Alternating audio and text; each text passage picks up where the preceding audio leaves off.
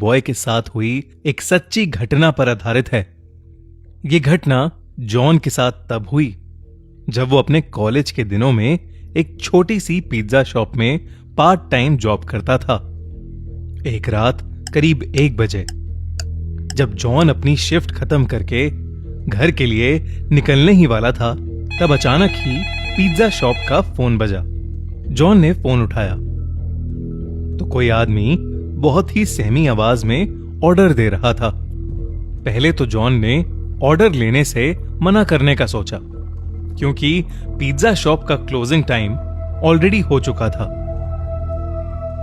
मगर जब उस आदमी ने 4 लार्ज साइज पिज्जा ऑर्डर किए तो जॉन ने ऑर्डर ले लिया, क्योंकि अक्सर बड़े ऑर्डर पर एक अच्छी खासी टिप भी मिलती थी और जॉन को पैसों की जरूरत भी थी।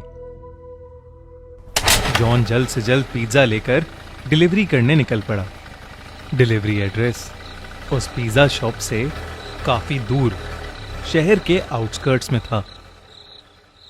देर रात हो चुकी थी और वो रास्ता भी काफी सुनसान था।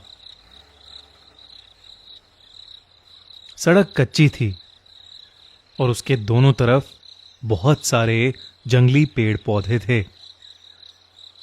रास्ते में कोई स्ट्रीट लाइट भी नहीं जल रही थी, जिसकी वजह से वहां अंधेरा ही अंधेरा था।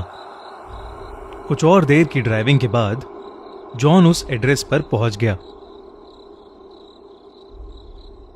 वो एक बहुत ही पुराने दिखने वाले अजीब से घर के सामने खड़ा था। वो घर फॉरेस्ट एरिया के अंदर था और उस घर की कोई भी लाइट नहीं जल रही थी, बल्कि आसपास कुछ हलचल भी नहीं थी। बिल्कुल ऐसा लग रहा था कि जैसे वो घर सालों से वीरान पड़ा है और उस घर में कोई रहता ही ना हो। जॉन उस घर को देखकर थोड़ा घबरा रहा था, इसलिए उसने अपने मैनेजर को कॉल किया। वो अपने मैनेजर को वो सिचुएशन एक्सप्लेन करके वहां से वापस चले जाना चाहता था, लेकिन उसके मैनेजर ने फोन ही नहीं उठाया। जॉन अगर बिना मैनेजर को बताए वो चारों पिज्जा वापस ले जाता तो उसका मैनेजर उससे बहुत ज्यादा गुस्सा हो जाता और उसकी सैलरी भी काट लेता। इसलिए जब बार बार कॉल करने पर भी उसके मैनेजर ने फोन नहीं उठाया तो उसने एक बार उस घर के पास जाकर डिलीवरी ट्राई करने का मन बनाया। जॉन जैसे ही आगे बढ़ा, उस घर के अंदर की एक लाइट ऑन हो गई। जॉन को थोड़ा सा कॉन्फिडेंस आया कि शायद अंदर कोई है। उसने डोरबेल बजाई और जोर से कहा, पिज्जा डिलीवरी। मगर कुछ देर तक किसी ने दरवाजा नहीं खोला। जॉन ने फिर से बेल बजाई तो उसे अंदर से किसी के कदमों की आवाज आई, लेकिन फिर से किसी ने दरवाजा नहीं खोला। जॉन वापस जाने ही वाला था कि अचानक से वो दरवाजा अपने आप खुल गया। जॉन थोड़ा घबराया हुआ अंदर घुसा। हॉल में एक डिम सी लाइट जल रही थी और वहां कोई भी नहीं था। जॉन ने आवाज लगाई, हेलो, कोई है? प्लीज अपना पिज्जा ले लीजिए। तभी जॉन ने देखा कि हॉल में पड़े सोफे के नीचे एक काली बिल्ली निकलकर एक रूम की तरफ भागी। जैसे ही वो बिल्ली उस रूम में घुसी, उस रूम की लाइट्स और टीवी ऑन हो गया। साथ ही छोटे बच्चों की शैतानी करने की और हंसने की आवाज भी आने लगी। जॉन को लगा कि कोई शायद उसके साथ किसी किस्म का मजाक कर रहा है। वो गुस्से में उस रूम के अंदर गया। वहां 2 छोटी सी लड़कियां बैठी थीं। वो दोनों वहां बेड पर बैठे बैठे जॉन को अजीब तरीके से घूरे जा रही थीं। जॉन उनसे कहने लगा कि वो कब से डोरबेल बजा रहा है और वो लोग हैं कि दरवाजा ही नहीं खोल रहे। जॉन उन पर गुस्सा कर रहा था लेकिन वो दोनों फिर भी वहीं बैठी बिना कुछ बोले बस जॉन को घूरे जा रही थीं। जॉन ने फिर कहा, मैं पिज्जा देने आया हूं। तुम्हारे घर में कोई बड़ा है जिससे मैं पेमेंट ले सकूं? अचानक उन लड़कियों की आंखों का रंग सफेद पड़ गया और उनकी चुप्पी एक खतरनाक हंसी में बदल गई। उन दोनों ने उस कमरे के दरवाजे की तरफ इशारा किया जो जॉन के ठीक पीछे था। जॉन पीछे पलटा तो वो घबरा उठा। उसके हाथ से चारों पिज्जा के डब्बे नीचे गिर पड़े क्योंकि उसके ठीक सामने एक भयानक औरत का साया खड़ा था। ये सब देखकर जॉन डर के मारे कांपने लगा।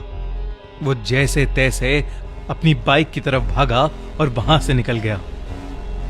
उस औरत का साया और वो दो लड़कियां उस घर के दरवाजे पर खड़े हुए उसे जाते देख रहे थे। जॉन अभी कुछ ही दूर पहुंचा था कि उसे फील हुआ कि उसकी बाइक खराब हो रही है। एकदम से बाइक के घिसटने की आवाज आने लगी और बाइक बंद पड़ गई। सहमा हुआ जॉन बाहर निकला और उसने देखा कि उसकी बाइक का टायर पंक्चर था। उसने डर के मारे पुलिस को फोन मिलाया और जल्द से जल्द मदद मांगी। वो आसपास देखने लगा और अचानक ही उसकी नजर बाइक के रियर व्यू मिरर पर पड़ी, जिसे देखकर उसके पैरों तले जमीन खिसक गई। बाइक के पीछे उस औरत का साया और वो दो बच्ची खड़ी थीं। वो तीनों धीरे धीरे जॉन की तरफ जा रहे थे। जॉन हड़बड़ा के बाइक वहीं छोड़कर जंगल की तरफ दौड़ने लगा। दौड़ते दौड़ते वो बहुत थक गया और एक बड़े से पेड़ के पीछे जाकर छुप गया। वो बस अपनी जान के लिए दुआएं मांगने लगा कि कुछ ही देर में उसे दूर से पुलिस सायरन की आवाज आई और उसने अपनी बची हुई हिम्मत लगाकर अपनी बाइक के पास वापस दौड़ना शुरू कर दिया। वो वापस अपनी बाइक तक पहुंचा तो उसने देखा कि पुलिस उसकी बाइक की इन्वेस्टिगेशन कर रही थी। उसने पुलिस को सब कुछ बताया और उन्हें उस घर तक ले गया।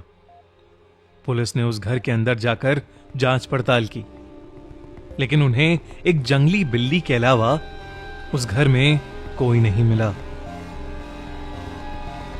अगली सुबह जॉन को यह पता चला कि वो घर पिछले 3 सालों से खाली पड़ा है और तो और 3 साल पहले उस घर में एक औरत और उसकी 2 छोटी बेटियां रहती थीं, जिनका एक रोज अचानक मर्डर हो गया था। ये जानकर जॉन के होश उड़ गए। उसे समझ आ गया कि उस दिन जिन लोगों को उसने देखा था वो उस औरत और उसकी छोटी बच्चियों की आत्मा ही थी, जो शायद आज भी उस घर में कैद है। मगर उसे कभी यह समझ नहीं आया कि वो फोन आखिर किसने किया था।